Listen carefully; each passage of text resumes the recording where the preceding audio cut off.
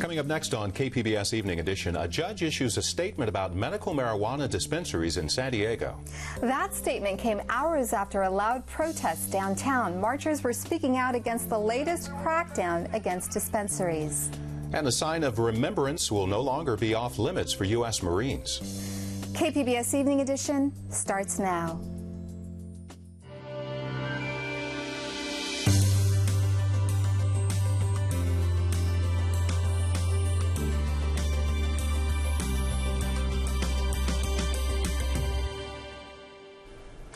Good evening. Thanks for joining us. I'm Dwayne Brown. And I'm Amitha Sharma, in for Joanne Farian. This is Domestic Violence Awareness Month, and in a few minutes, we'll take a look at new efforts to fight it. But first, tonight's top stories. A Superior Court judge has issued a sweeping statement that marijuana dispensaries are prohibited by zone in San Diego. The judge granted a temporary restraining order to shut down a dispensary in North Park. It came hours after medical marijuana advocates and patients staged a raucous march and rally in downtown San Diego. They say the people have already spoken about providing legal access to those who need it most, but the government isn't listening. Several dozen people have gathered outside the city attorney's office here downtown. They're staging a protest rally to the federal building following the recent crackdown on medical marijuana collectives. Organizers say the reason for this rally is what they describe as attacks on the medical marijuana community by the federal government and San Diego city attorney. A couple weeks ago, we've had the Department of Justice start sending out letters to landlords all across the state, telling them that if they don't kick out dispensaries that are in their buildings, that they're running the risk of having their property forfeited, as well as running the risk of criminal prosecution. And in addition to that, we have all of the moves that have happened on behalf of the city of San Diego to try to force dispensaries out of existence. But not everyone in the crowd agrees with making marijuana so widely available, even for medical use. How much of this is really going to people that need it for legitimate reasons, and how much of it is really going to just people that want it? You know, I've known several people throughout my life that say they have medical marijuana, and, you know, I kind of question it a little bit. Some people, I think, yeah, but again, there's other ways, I think, that they can alleviate their pain. Organizers say the people of San Diego spoke in favor of dispensaries when they successfully overturned an ordinance outlining where collectives could be located on city property. They also cite support from the California Medical Association. The doctors group recently adopted a position calling for the legalization of marijuana. A Chula Vista community group has won the first round of its fight to ban a synthetic drug called spice. Last night, the Sweetwater Union High School District voted for a ban. Tonight, the group goes to the Chula Vista City Council. KPBS reporter Marissa Cabrera has been following the story and is in the news center with more.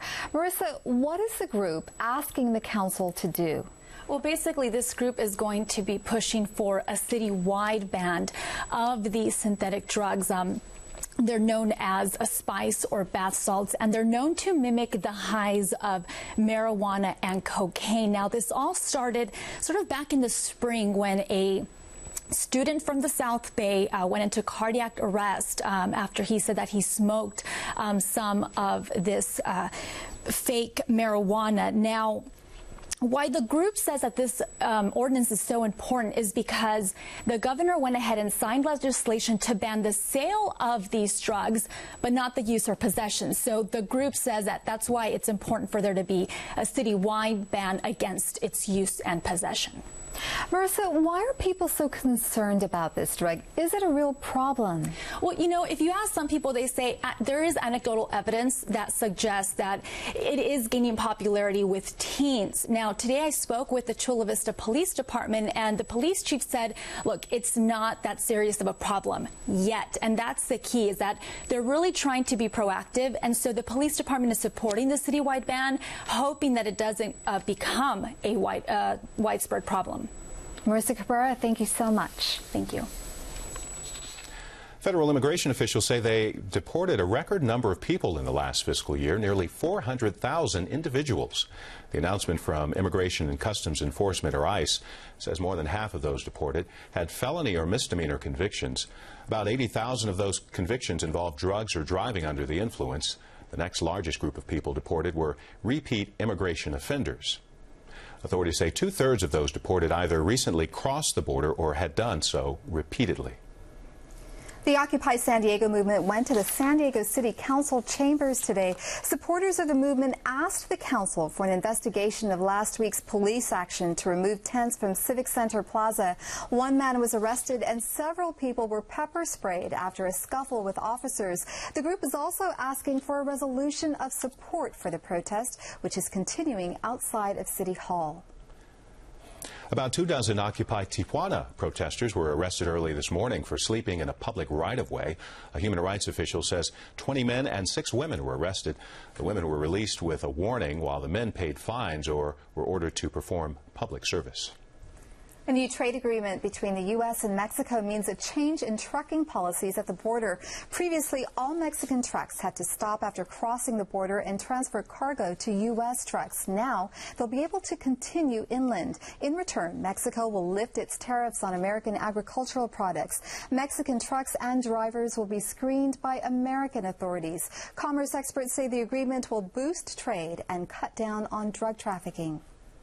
Little encouraging news, the number of San Diego County homes slipping toward foreclosure actually dropped by 14% in the third quarter of the year compared to the same period last year.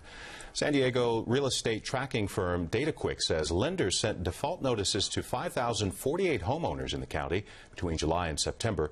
That's down from last year. Statewide, default notices were sent to more than 71,000 homeowners in the third quarter of the year. San Diego County's Regional Airport Authority is getting $2 million for new power systems at Lindbergh Field. The grant from the Federal Aviation Administration will pay for aircraft power systems at 10 new gates. Those gates are part of an expansion of Terminal 2.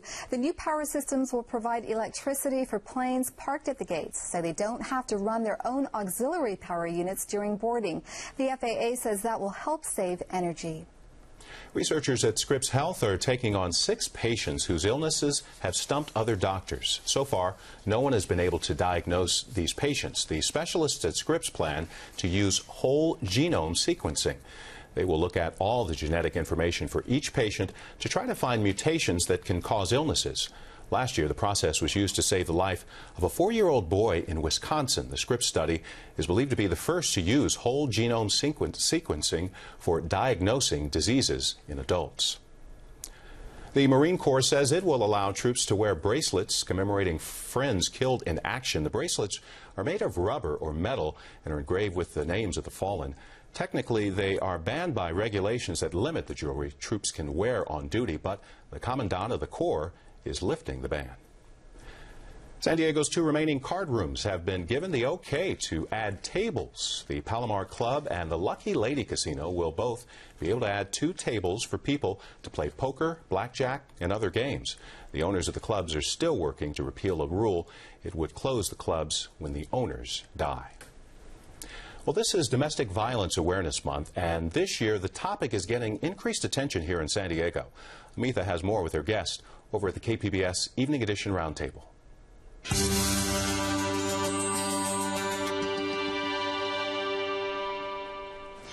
Wrenching stories of loved ones killing one another have made headlines in San Diego in the past year. From men killing girlfriends and wives to a son killing his mother and sister to parents murdering their own children. All of this makes Domestic Violence Month this month even more topical for the region. Here with me to talk about domestic violence is Dr. Dawn Griffin, a forensic psychologist and president of the Domestic Violence Council. Dr. Griffin, let's talk about the numbers. What are they, and is domestic violence on the rise? You know, we receive over 17,000 calls every year. Those are calls that are reported to us. Those continue to rise, and on the one hand it's a very good thing because people are reaching out for help. On the other hand, there's a lot of families that are still living with violence in silence, and so we're taking efforts and working together in our community to reach those families and begin to remove the shame and the stigma that's associated with living with violence. What are some of the warning signs that this violence is going to take place, and specifically related to murder-suicides? within a family. Absolutely. So, you know, a very clear warning sign that anyone can have a look at is if you know someone who has changed. They used to be active, they used to be happy, and they're no longer. Reach out, talk with them. Ask them, you know, what's happened? Are you okay? Other signs, risk for fatality, include previous threats, threats of suicide, you know, having a weapon in the house.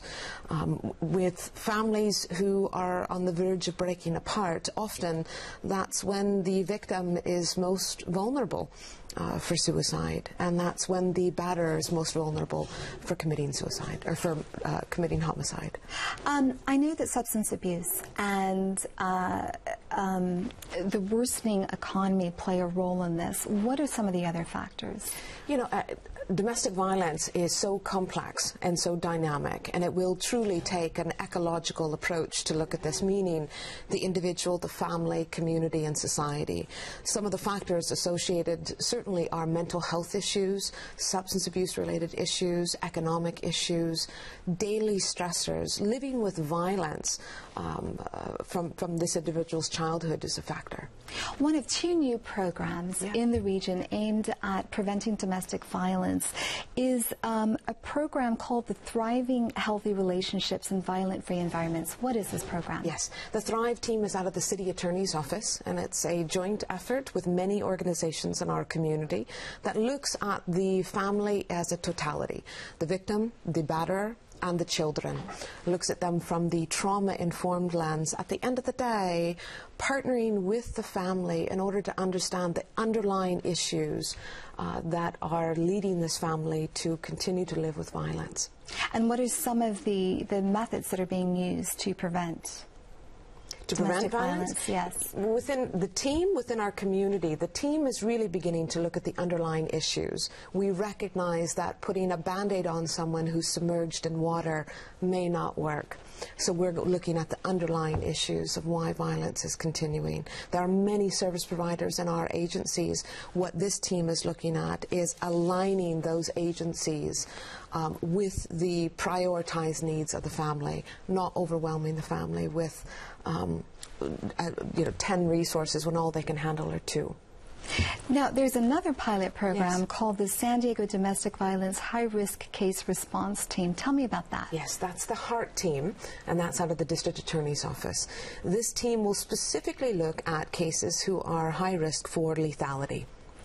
Making a standardized assessment using the danger assessment tool, we'll be able to determine if this family is at high risk for lethality and respond effectively.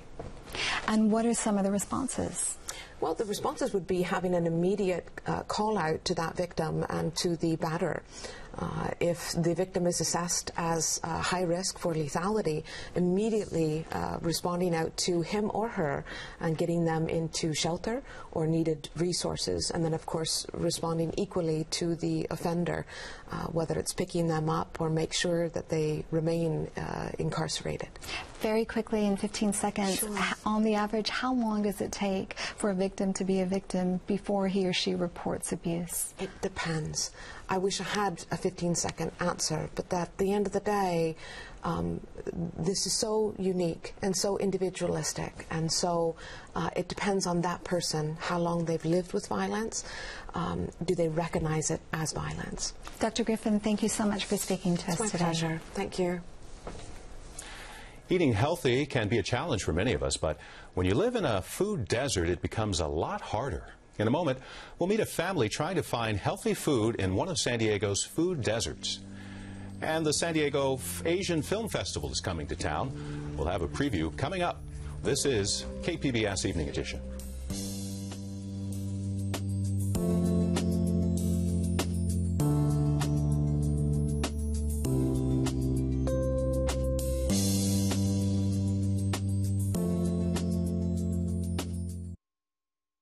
Tonight on KPBS at 8. Over the last century, the number of tigers has plummeted. Could the future of these big cats lie in the hands of 3 conservationists? Join us for Wild, Tigers Fighting Back. Then at 9, 3 mysteries, each steeped in history, are investigated on History Detectives. And at 10, deportations and detentions have reached record levels under President Obama. Get a closer look on Frontline. That's tonight on KPBS.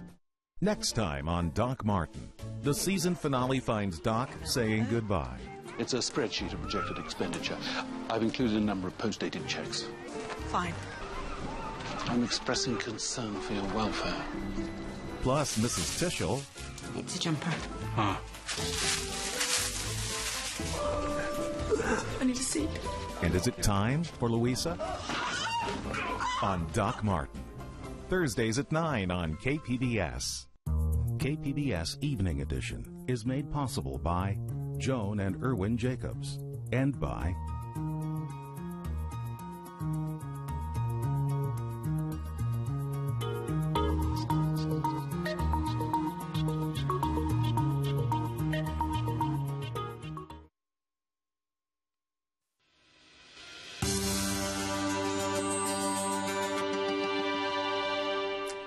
Getting good food on the table isn't always easy in City Heights. Some have even called the neighborhood a food desert.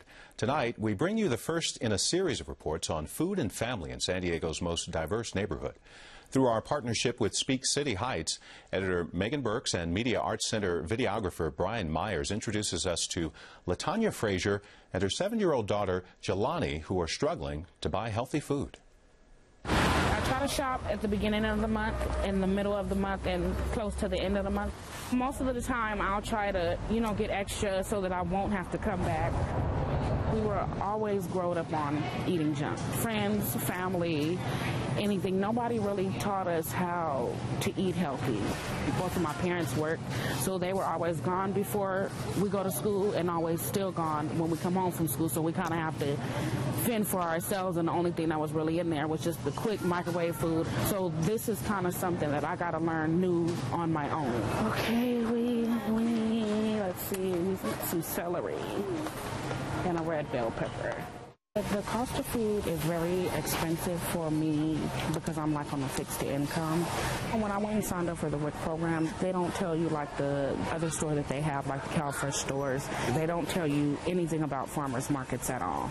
There's another market where they double the coupons as far as getting your vegetables and getting your fruit. Say if you spend 10, they'll give you an extra 10 to cover that. That market, it took me a while to find out about because I didn't know anything about the program. And also bananas and nectarines, and we can cut it up and make it into a salad. Is that something that you'd be interested in eating? The Network for Healthy California, we have recipe cards and perform the cooking demonstrations and also post the signs about eating healthier and making healthier choices. They have a recipe here in the book, black-eyed peas over white rice and then gravy. We have the recipe cookbook, and we actually have those same soul food recipes, but it has healthier alternatives to it.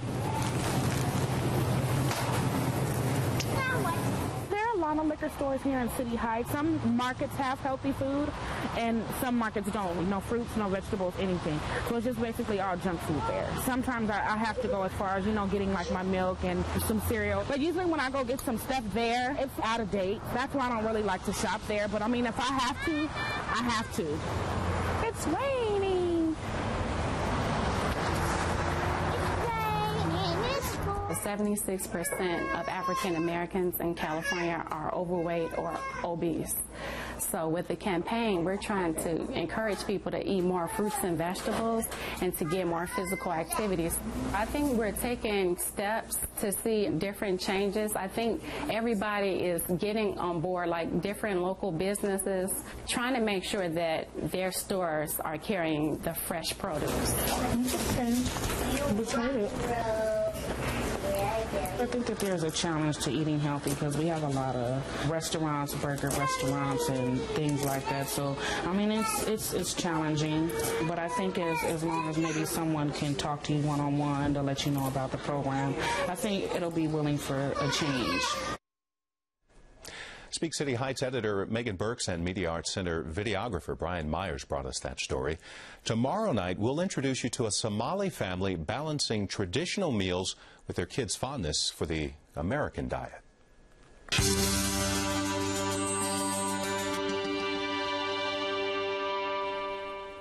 As many of San Diego's arts organizations scramble to hang on through tough economic times, film festivals are actually thriving. The San Diego Asian Film Festival is entering its 12th year, and organizers say they've assembled a collection of films from India to the Philippines back to the USA. Joining me is Brian Hu. Brian, this is your first year with the film festival. What do you think you bring to programming? Well, my background is actually not in other film festivals. I was a film critic and film scholar. So I was actually traveling the world, going to a lot of film festivals, from Europe to Asia to the United States. So I kind of know the international dimension of film festivals, whereas the current programmers are really good at the local dimension. I think I want to bring that global perspective to San Diego. So give us an overview of the festival. How many films, any special seminars? What's special about this year? Well, we've got over 160 films, including features and short films from over 20 countries, every genre imaginable, from romantic comedies to martial art films to art films and documentaries. We also have several panels, as we do every year. We have a panel on Asian American women in Hollywood. We have a panel on this recent trend in Asian American breakdancers all over the mainstream media, especially in MTV's America's Best Dance Crew. Yeah, so we're bringing a lot of the dancers down, bringing some music video directors, have them talk about what kind of new opportunities emerge now that this is hot. So this is the festival's 12th year. How's it doing? It's doing quite well. We're getting bigger and bigger. We added a day this year. We're expanding to other venues. And beyond the festival, our foundation does year-round activities, and our membership is constantly growing. And yeah, we're doing well, I think. So the San Diego Asian Film Foundation recently moved to new offices. Is the bad economy affecting the festival at all? Not as much as a lot of people would think. In fact, and there are examples of this throughout film history, that whenever the economy gets bad, there's a hunger for entertainment, a hunger for leisure that allows us to forget reality. Even when you're watching movies that are kind of tragic, it allows us to escape our own miseries or what have you. So yeah, we're doing well, and our audiences are hungry for something, especially with the rise of China and other countries in Asia. They want to know more. They want to sort of learn the culture and hear the stories. Do people get a bargain going to festivals as opposed to just going to a straight movie? Oh, for sure. I mean, our festival, we pride ourselves on having live music at our venues. It wouldn't be any kind of Asian events without food. We have receptions attached to films. We have a film about dumplings, and we're closing things with a dumpling reception. Our closing night film is about sushi. We're having a sushi and sake reception. Of course, we have a karaoke party, and an art gallery, other parties, and yeah, this is all about going to a film is about being part of a community for us. Why is this festival important? Well, I think that for Asian Americans in San Diego, it's important because there's so little representation that's accurate of Asian Americans in the mainstream media. And this is an opportunity for a lot of Asian Americans to see themselves represented in an honest way, as well as for non-Asians to see that kind of representation, which is very much missing in Hollywood and on mainstream television. Very quickly now, do you have a favorite movie that might get lost in the shuffle? I have many favorite movies in the festival, of course. I probably want to mention, this is a Thai film that I really love called Eternity. It just starts off very peacefully in the jungles of Thailand, and you realize two people are in love, and you realize what does it feel like to be in love? Just hanging out. It's as calm as a summer's breeze, and then things start happening, and it's just make me feel immediately that this is what love is like, and I wanted to bring that to San Diego. On that note, Brian Hu, thank you so much for speaking to us. Thank you for having me. We will recap our top stories in just a moment. This is KPBS Evening Edition.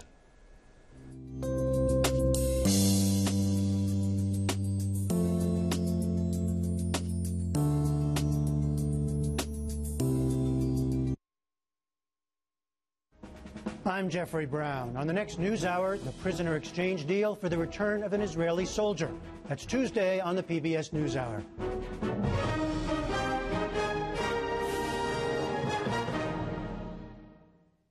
In the last year, KPBS News has been honored with nearly 36 awards. I'm extremely proud of these honors, and I thank you for your support as we continue to serve our local communities with award-winning news coverage in the years to come. Ayan Sheikh Mohammed. I've been living in City Heights. They give you toki like this one. All here they're aware of the toki, so you just go there and you get the fresh organic fruits and vegetables and you just exchange them with this. The fresh fund tokens would allow me to expand my budget. If we don't get EBT, we can eat nothing. I was able to get more fruits, vegetables, honey, eggs. They have the best strawberries.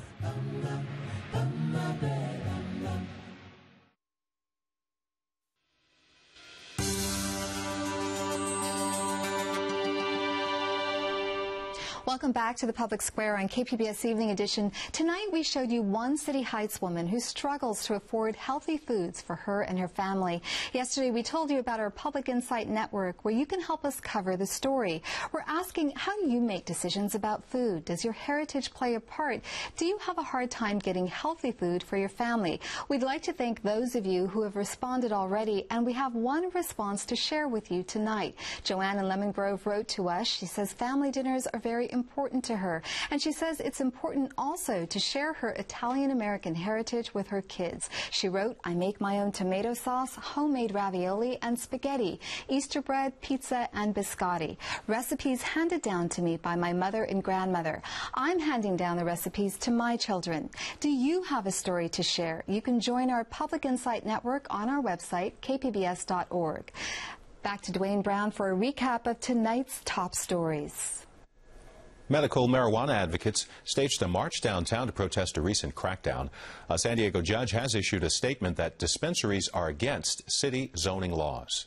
And members of Occupy San Diego visited today's city council meeting. They asked for a resolution to support their movement and for an investigation of last week's police action to remove their tents from the Civic Center Plaza. And foreclosures are down in San Diego County. A new report from MDA DataQuick says foreclosure notices dropped by 14% from July to the end of September. You can watch and comment on any of the stories you saw tonight on our website, kpbs.org/evening edition. Thanks for joining us. Have a great night. We leave you with a look at the forecast.